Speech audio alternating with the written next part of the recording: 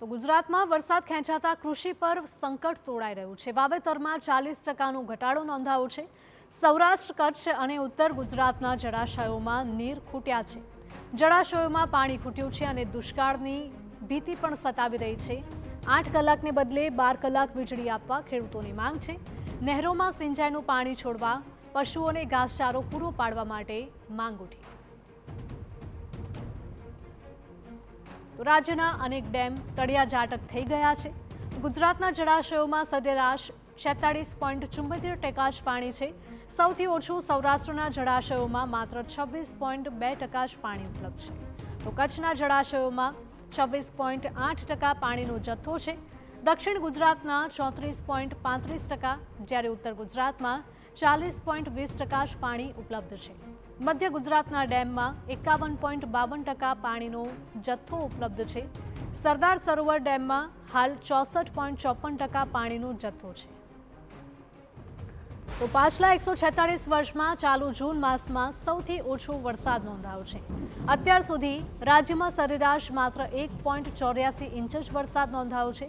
ચાલુ સિઝનમાં માત્ર 3.13% જ વરસાદે ચિંતા વધારી છે। રાજ્યના 52 તાલુકા હજુ પણ કોરા ધાકોર છે। 52 તાલુકામાં વરસાદનું એક પણ ટીપું નથી પડ્યું। રાજ્યભરમાં હવે વરસાદને લઈને સંકટ તોડાઈ રહ્યું છે અને ક્યારે ઝડપથી વરસાદ આવે તેવી રાહ જોઈને ખેડૂતો બેઠા છે, કારણ કે અનેક ડેમ તળિયાજાટક થઈ ગયા છે અને સિંચાઈ માટે તેમને પૂરતું પાણી પણ ઉપલબ્ધ નથી।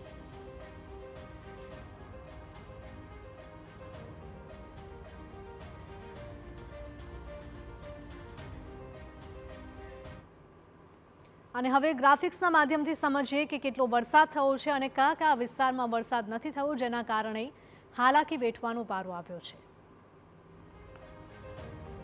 તો વરસાદની સ્થિતિની જો વાત કરવામાં આવે તો જૂન 2025માં 32.73% વરસાદ થયો હતો।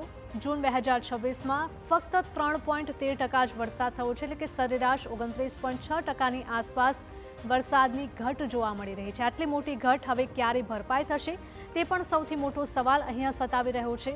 અનેક ડેમ છે તે તળિયાજાટક થઈ ગયા છે અને તેના કારણે સૌથી વધારે જો કોઈ ચિંતિત હોય તો તે ખેડૂતો છે, કારણ કે વાવણી લાયક વરસાદ પણ નથી થયો અને તેને લઈને હવે ખેડૂતો ચિંતિત બન્યા છે।